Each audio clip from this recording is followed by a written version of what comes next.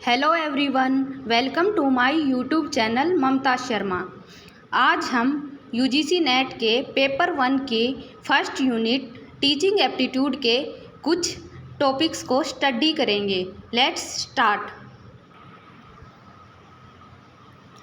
सबसे पहले हम ये देखेंगे कि टीचिंग एप्टीट्यूड को यूजीसी नेट के पेपर 1 में क्यों पढ़ाया जाता है। टीचिंग एप्टीट्यूड किसी भी कैंडिडेट्स को अच्छी तरह से इवेलुएट करता है कि वह उसमें इतनी नॉलेज या स्किल्स है या नहीं कि वह टीचिंग कर सके।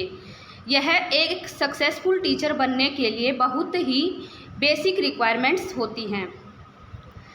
टीचिंग एक प्रोसेस होती है जिसमें एक इंडिविजुअल दूसरे इंडिविजुअल को टीच करता है, इंस्ट्रक्ट करता है या कुछ भी सिखाता है।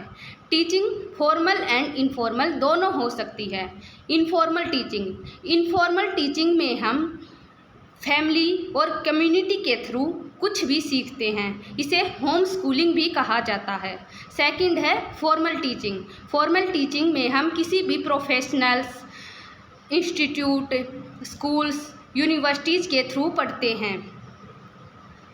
यही चीज़ हिंदी में भी दी गई है।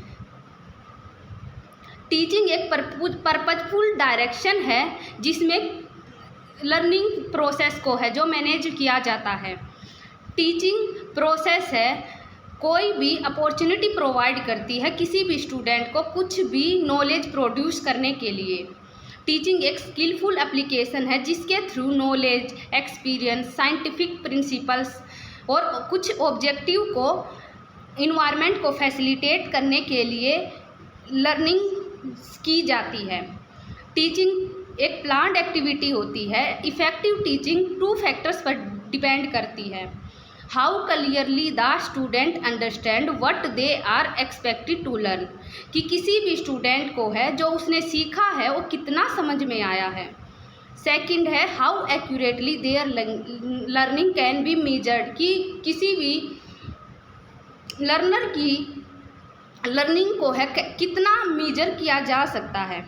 टीचिंग एक प्रोसेस होती है जिसमें है एक सिस्टमेटिक वे होता है कोई भी नॉलेज या गोल को है गेन करने के लिए।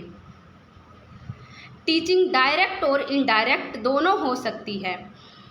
इनडायरेक्ट टीचिंग लर्निंग है जो लेक्चर, डेमोन्स्ट्रेशंस के थ्रू या फेस टू फेस इंटरेक्शन के थ्रू होती है।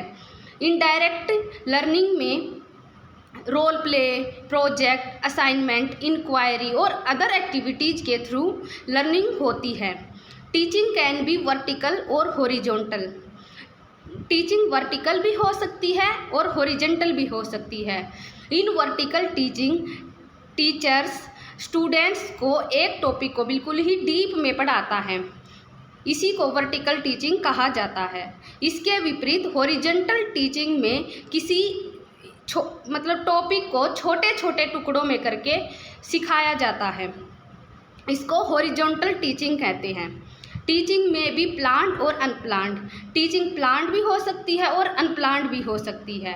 प्लान्ड टीचिंग में है किसी भी इंस्ट्रक्शन को देने से पहले उसको पहले पूरी तरह से प्लान किया जाता है, और अनप्लान्ड टीचिंग में कोई भी लेक्चर या कुछ भी सिखाने से पहले उसको है पहले से ही पूरी तरह से स्ट्रिक्टली प्लान नहीं किया जाता।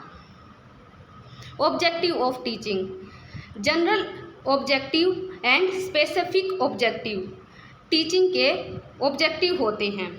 फर्स्टली हम पढ़ेंगे general objective to bring desired change in student attitude, कि किसी भी स्टूडेंट के एटीट्यूड को चेंज करना, अपनी मर्जी से चेंज करना।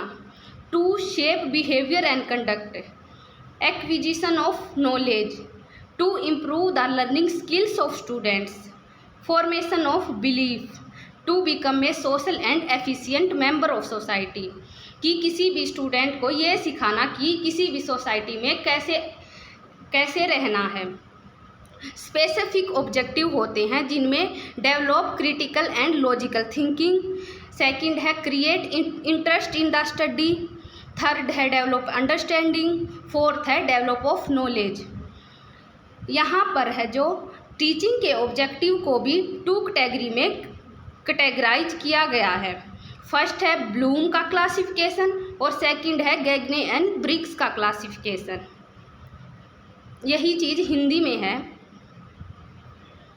ब्लूम्स का क्लासिफिकेशन 3 कैटेगरीज में किया गया है। फर्स्ट है कॉग्निटिव डोमेन, सेकंड है अफेक्टिव डोमेन और थर्ड है साइकोमोटर डोमेन। कॉग्निटिव डोमेन इसमें है किसी भी स्टूडेंट की थिंकिंग और नॉलेज को है के बेस पर है जो उसको है जो पहचाना जाता है। फर्स्ट है नॉलेज। नॉलेज का मतलब होता है कि वह किसी भी कंटेंट को कैसे रिकॉल कर रहा है। कंप्रीहेंशन कि उसमें किसी भी लर्नर में सीखने की क्षमता कितनी है, वह किसी भी मटेरियल के मीनिंग को कैसे समझ रहा है।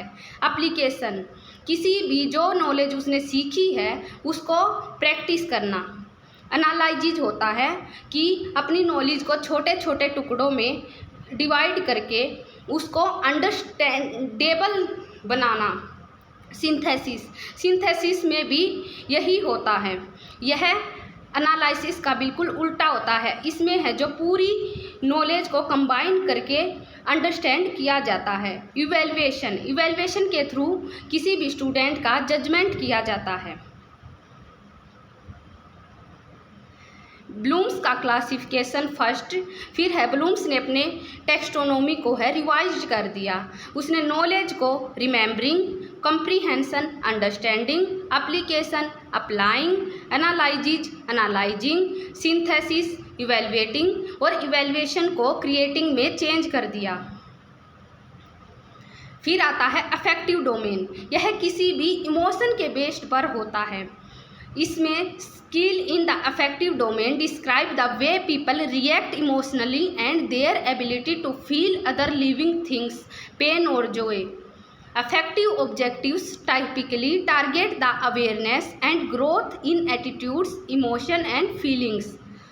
Affective domain deals with attitude, motivation, willingness to participate, valuing what is being learned, and ultimately incorporating the values of discipline into a way of life. It asks for better student participation. It includes the following level. First one है receiving, कि वह उसमें कितनी इच्छा है कुछ भी सीखने के लिए, कुछ भी सुनने के लिए। सेकंड है रिस्पोंडिंग, कि वह उस सीखने की कला में कितना पार्टिसिपेट कर रहा है। थर्ड है वैल्यूइंग, कि वह उसमें नॉलेज में कितना इन्वॉल्व है। फोर्थ है organising, willingness to be an advocate of an idea, कि अपनी तरफ से जो आइडिया देना, उस टीचिंग में लर्निंग में शामिल होकर अपनी तरफ से कोई आइडिया देना। फिर आता है कैरेक्टराइजेशन, कि उस लर्निंग को सीखकर अपने बिहेवियर में चेंज लाना। फिर थर्ड आता है psychomotor domain. Psychomotor domain action based होता है। It is mainly concerned with the acquisition of technical skills. यह किसी भी टेक्निकल स्किल्स के बेस पर होता है। इसमें है जो 5 साइकोमोटर डोमेन होते हैं। फर्स्ट है इमिटेशन। इमिटेशन का मतलब होता है नकल करना, कि किसी भी स्किल्ड पर्सन को देखकर कोई भी लर्नर है सीखने की कोशिश करता है। मैनिपुलेशन है किसी भी एक्सपेरिमेंट कि लर्नर कोई भी एक्सपेरिमेंट करने की कोशिश करता है। थर्ड है प्रिसीजन। इसमें है लर्नर प्रैक्टिस के थ्रू अपनी नॉलेज में चेंज लाता है। फोर्थ है आर्टिकुलेशन। यह भी प्रिसीजन की तरह ही है। इसमें भी कोई भी लर्नर सीखने के लिए प्रैक्टिस करता है। फिफ्थ है नेचुरलाइजेशन। इसमें कोई भी लर्नर है जो उसके अंदर सीखने की कितनी विलिंगनेस है, इसको शामिल किया जाता है। फिर आता है गैगने एंड ब्रिग्स का क्लासिफिकेशन। गैगने एंड ब्रिग्स ने भी 5 कैटेगरीज में अपना क्लासिफिकेशन किया है। First, intellectual skills. These skills are crucial for dealing with the environment. These include concept learning, rule learning and problem solving. यह किसी भी लर्निंग, रूल लर्निंग और प्रॉब्लम सॉल्विंग को अपने अंदर शामिल करता है। सेकंड है cognitive strategies. Cognitive strategies these include methods and techniques for once on learning, कि कोई भी जो लर्नर है वो किस टेक्निक और मेथड के द्वारा अपने अंदर सीखता, अपने अंदर रिमेम्बरिंग एंड थिंकिंग स्किल्स लाता है। थर्ड है verbal information. It refers to organised bodies of knowledge then an individual acquires. Fourth आता मोटर स्किल्स, यह इमोशन के बेस पर होता है। फिफ्थ आता है एटीट्यूड, कि किसी भी इंडिविजुअल के अंदर सीखने की कितनी चाहत है। नेक्स्ट आता है characteristics features of teaching. It has different levels of teaching. It takes place in a dynamic environment. It is closely related to education, learning, instruction and training. It is essentially an intellectual activity. It is an art as well as science. It tends towards self-organization. It is a social service. It includes lengthy period of study and training.